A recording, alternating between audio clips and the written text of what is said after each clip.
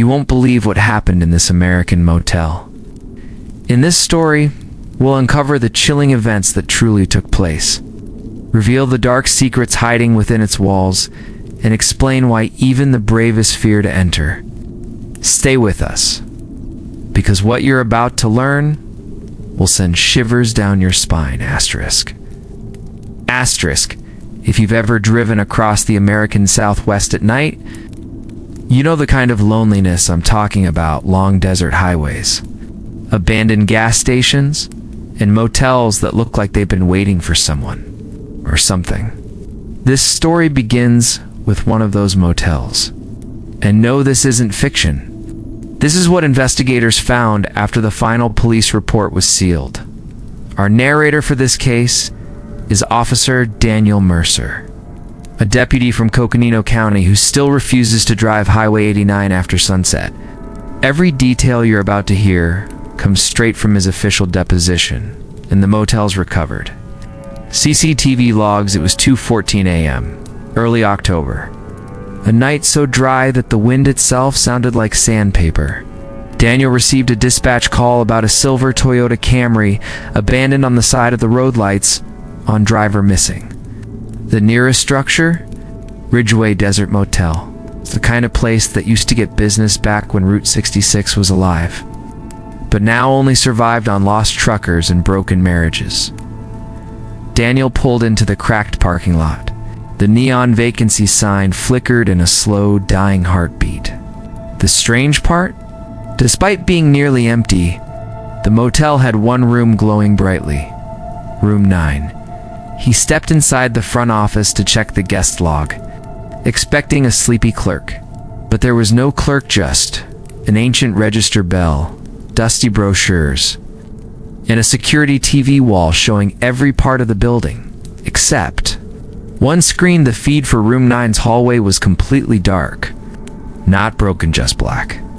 As if the lens had been covered, Daniel leaned over the counter and rang the bell. Ding. Nothing. He rang again. Ding, ding. Still nothing. He called out, "Hello? Coconino County Sheriff's Department, anyone here?" Silence, except for the buzzing neon sign outside. That was the moment Daniel noticed something behind the office desk. Key rack. Every slot was filled except 3. Room 2, Room 9, Room 14. Those keys were missing. Only one car was outside, and only one room had lights on. Room 9. Daniel grabbed the spare master key from the rack and stepped outside. The desert air hit colder than it should have been natural for October. He walked toward the glowing room, but halfway there, he noticed something on the ground. A trail. Tiny droplets. Not blood, but water drops leading from the empty highway straight toward the motel walkway. But it hadn't rained in weeks. Daniel followed the wet footprints up to Room 9, his breath fogged, even though it was 76 degrees outside. He knocked. Sheriff's Department. If someone's in there, speak up. Pause. Then, something brushed the door from the inside. Not a hand, more like fabric dragging. He knocked again. Louder. Still no response.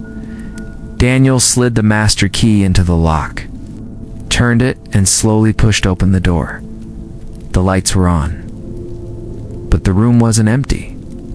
A woman sat on the edge of the bed, back turned, hair dripping as if she had just stepped out of a lake. But there was no water source for miles. "Ma'am," Daniel said, hand hovering over his holster, "I need you to turn around." The woman didn't move.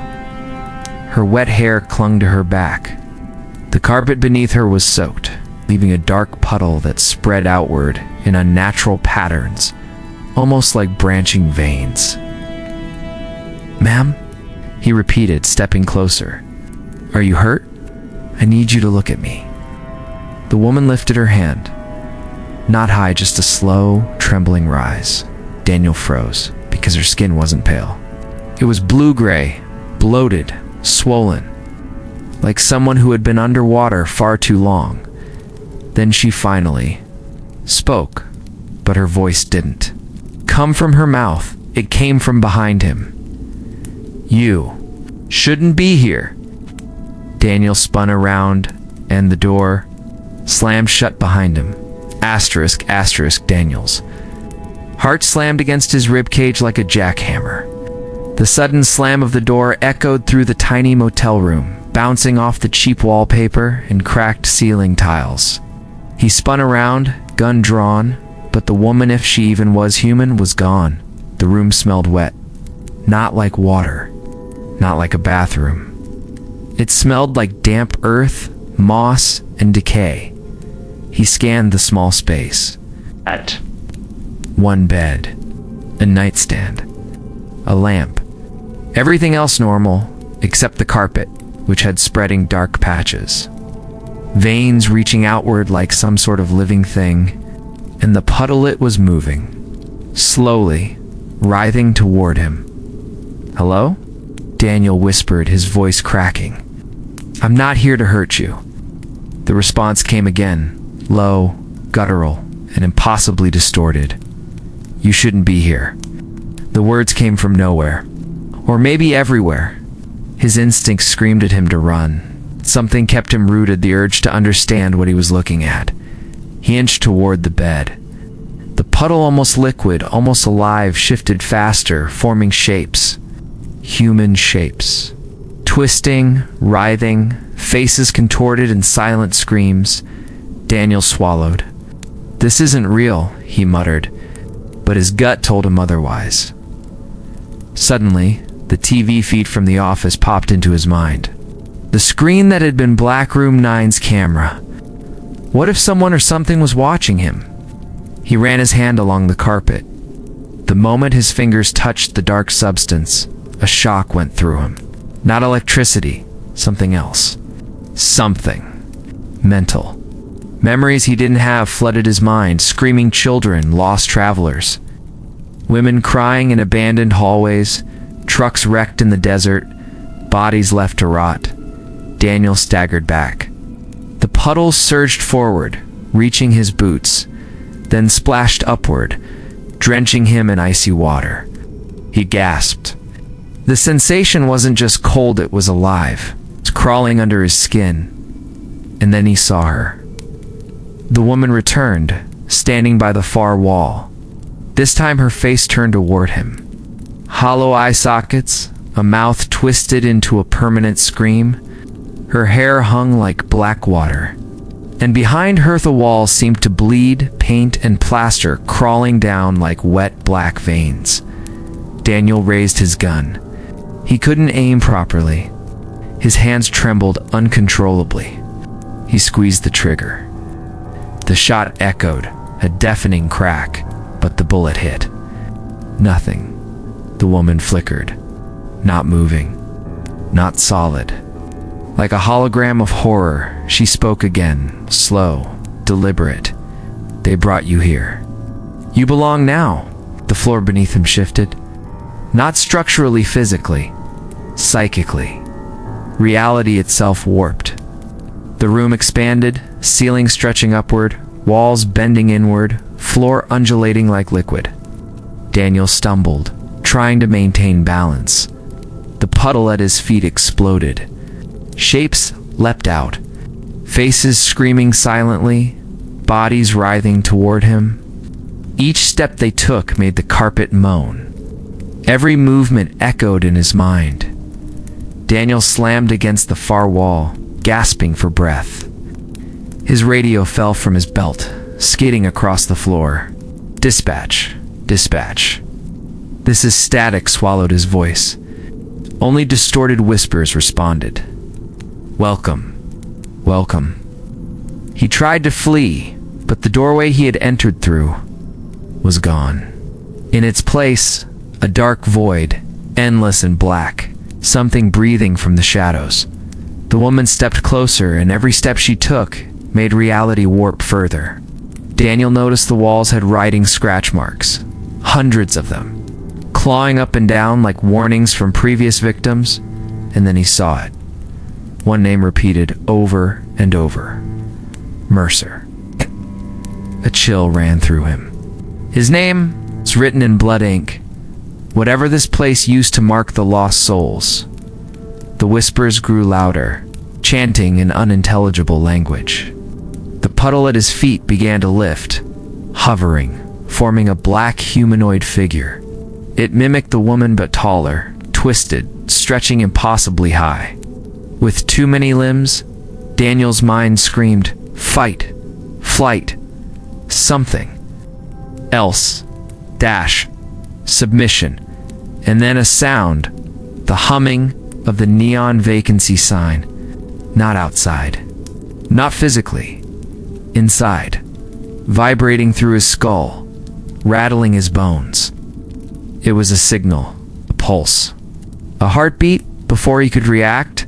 The woman's voice, now hundreds layered together, filled his ears. "You check in. You never check out." And with that, the room collapsed inward.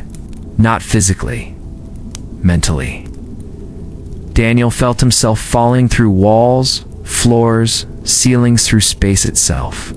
Darkness, noise, whispers, pain, memories that weren't his. All memories, he screamed. But no sound came out. And then, silence. Daniel hit the floor, what he thought was the floor, with a force that stole the air from his lungs. Darkness surrounded him. Total darkness. No walls, no ceiling, just black. And the whispering. He rolled over, trying to locate anything familiar, anything solid.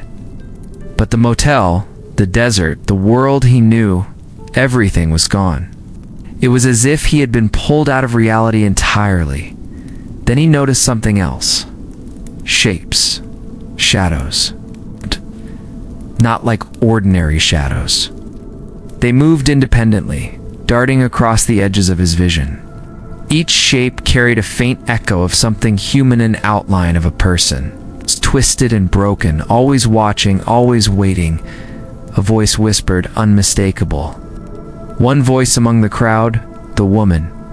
"You are ours now." Daniel staggered to his feet, trying to make sense of it. His flashlight had fallen in the room, but in this void, light didn't behave normally.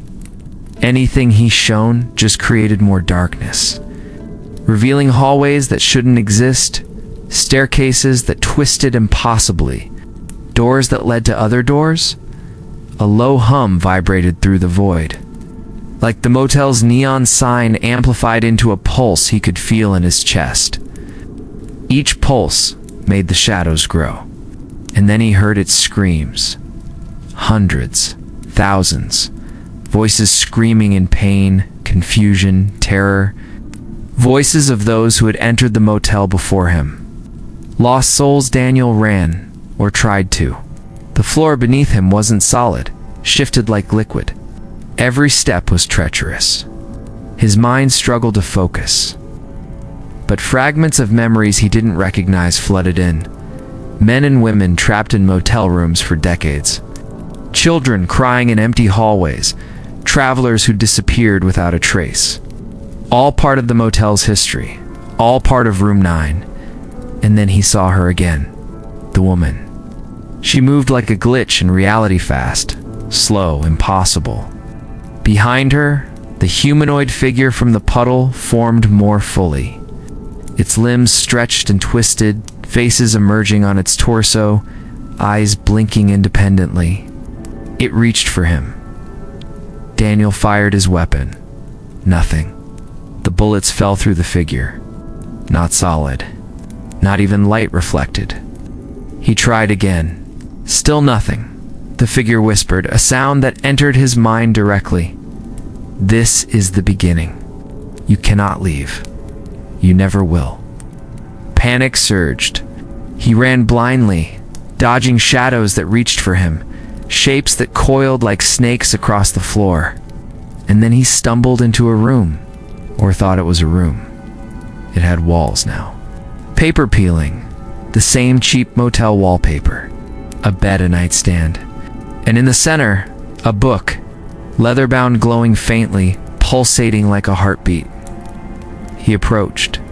The book opened on its own. Words appeared, his name at the top, followed by entries dating back decades. Names of people who had vanished. Every single one was marked as checked in. Room 9 checked out? Never. And then one line caught him cold. The guest is arriving. Prepare the void. A chill ran down his spine. He realized the motel was alive. Room 9 was a trap. The building itself orchestrated fear, feeding on those who entered, pulling them into its void and marking them as permanent occupants. The woman stepped closer, pointing at the book. You were chosen. You cannot resist. Daniel tried to close the book. His hands passed through it. The words burned into his vision, impossible to ignore. And then a sound, soft, childlike crying from the shadows. He turned. Small figures emerged. Children, adults, all trapped, floating in the void, faces pale, eyes hollow. One reached out to him, help us. Daniel's mind screamed.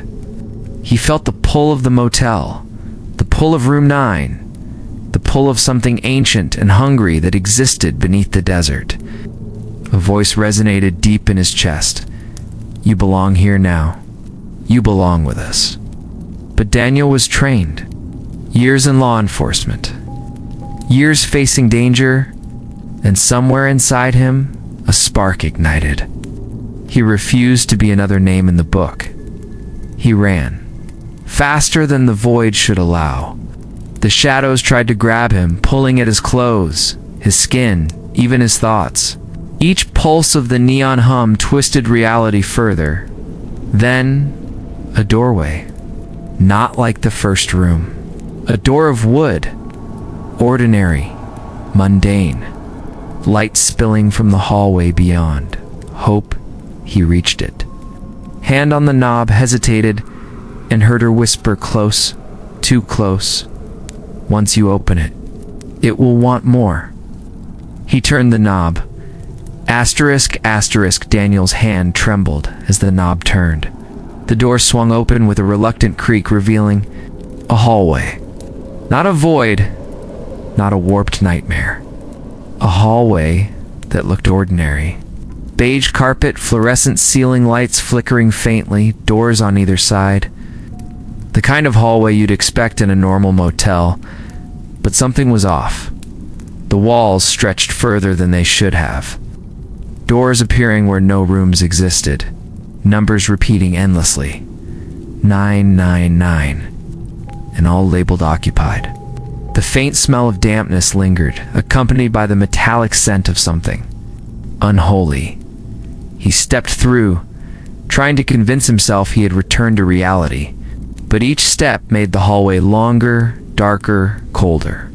Shadows twisted unnaturally, shapes appearing just beyond his peripheral vision. Then he heard it, the sound of footsteps, not his own. Not from the shadows behind him. Someone or something was pacing ahead, slow, deliberate, echoing off the walls.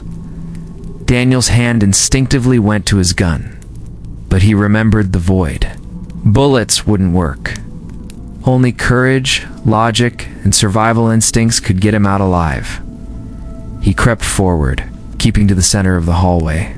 As he approached the sound, he saw a door slightly ajar. Light spilled out. And inside, a hotel lobby frozen in time. The lobby looked abandoned, except for a desk with a bell. A logbook lay open, and on the wall, a photograph. The motel in its heyday. Truckers, families, kids smiling, waving, but one figure in the back, a shadowed silhouette, obscured, unidentifiable, and it was moving in the photo. Daniel shivered. Something about the photo made his stomach turn. He flipped through the logbook. Names, dates, check-ins, checkouts, all normal, except for one column. Void occupants. Except for one name repeated decades ago. And at the very bottom, Mercer. He froze. His name, written decades before he was born, A soft whisper echoed behind him. "Do you see now? You were chosen." He turned slowly. The hallway behind him had shifted. Doors now opened into darkness. Shadows had gathered, clustering near the walls like predators circling prey. Daniel realized the truth. The motel wasn't just a building. It was a living trap. Room 9 was a gateway, and the hallway was a filter, a mechanism to break down reality, sanity, and willpower. Those who entered either became part of the void or were consumed. He knew he had to move forward toward something real, toward light. As he advanced, whispers grew louder. Not from the shadows, but inside his mind. The motel was speaking, teaching, testing, taunting. Suddenly, a door at the far end slammed open. A figure emerged.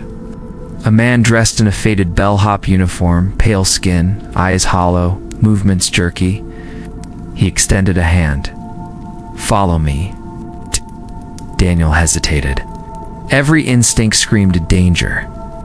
But the man's tone was calm, human, rational, real. He followed. The man led him down twisting hallways that should not have existed. Rooms repeated endlessly. 9 14 2 9 14 2 Numbers from the missing keys back at the office. Finally, they arrived at a stairwell. Descending, the walls became wet concrete, dripping water. Every drip echoed like a gunshot. The bellhop motioned for Daniel to continue below. The air grew colder, heavier, and Daniel felt the presence of something massive lurking.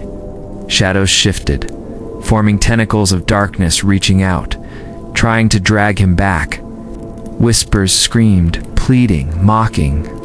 "You can't leave. You can't leave." The stairwell opened into a massive chamber. The room pulsed.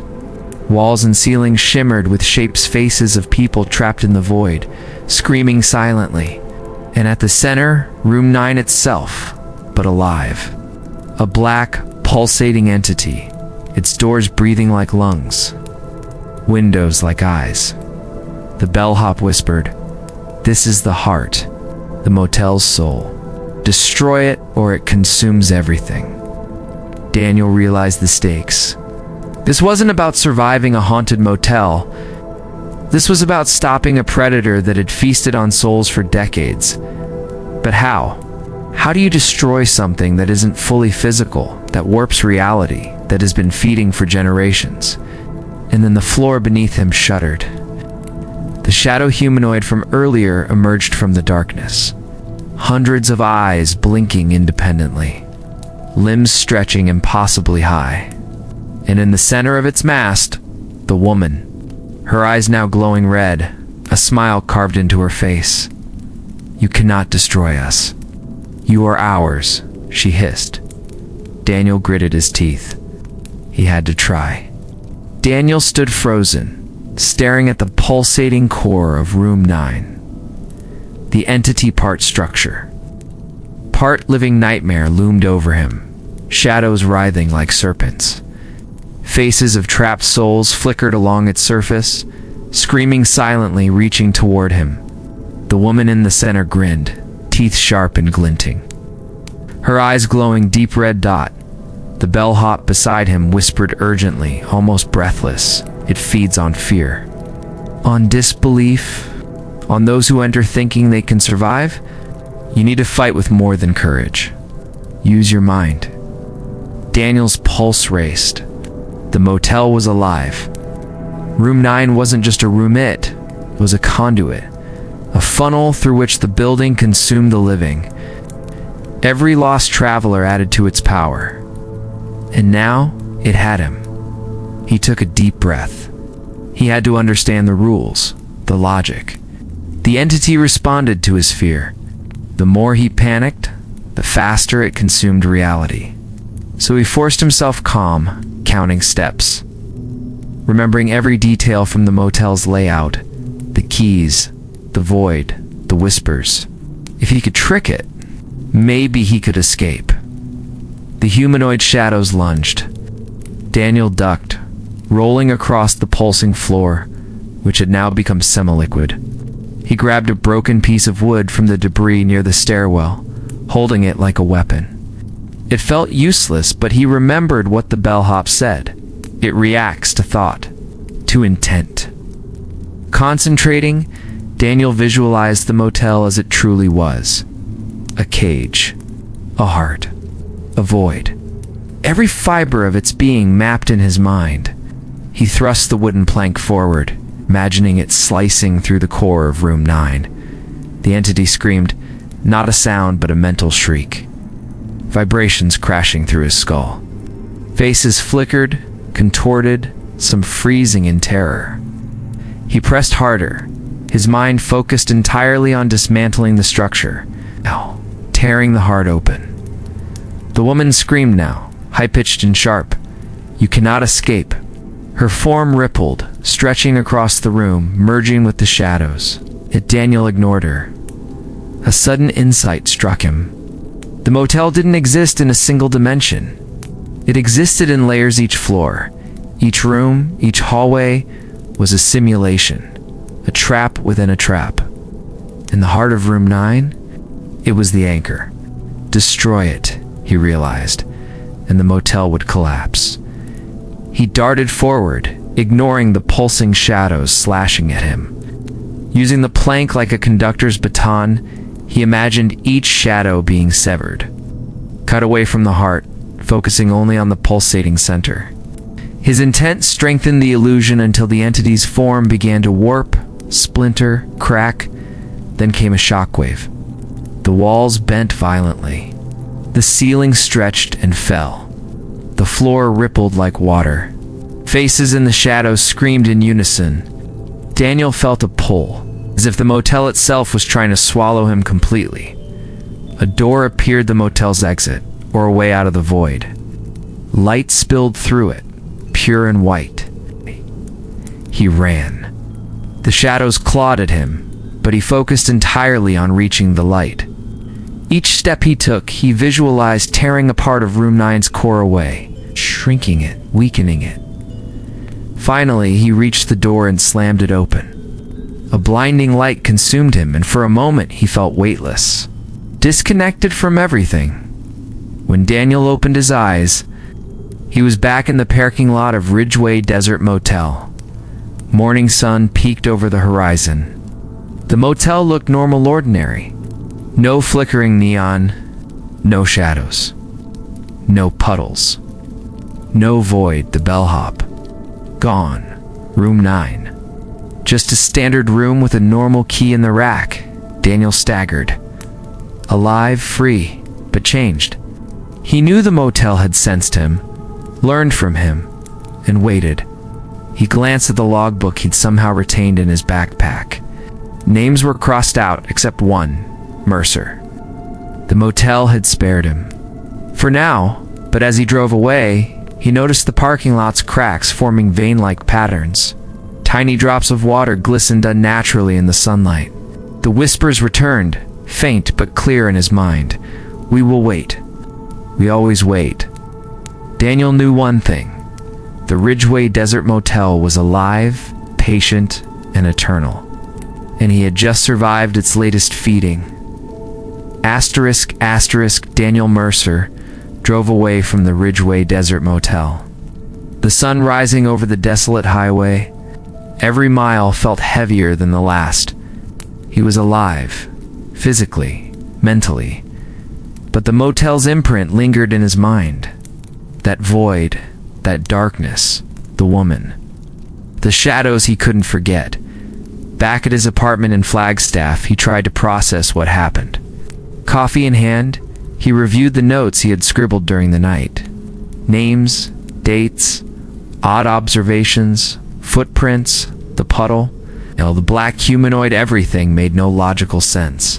And he knew it was all real. He tried calling dispatch, police records, even other deputies. The abandoned Toyota Camry. Gone? The motel?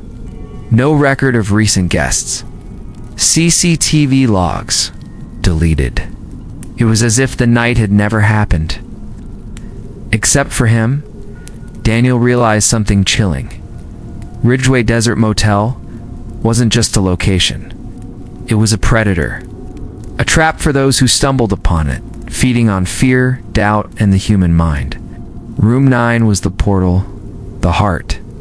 And somehow, he had survived its void, its manipulation, its infinite halls.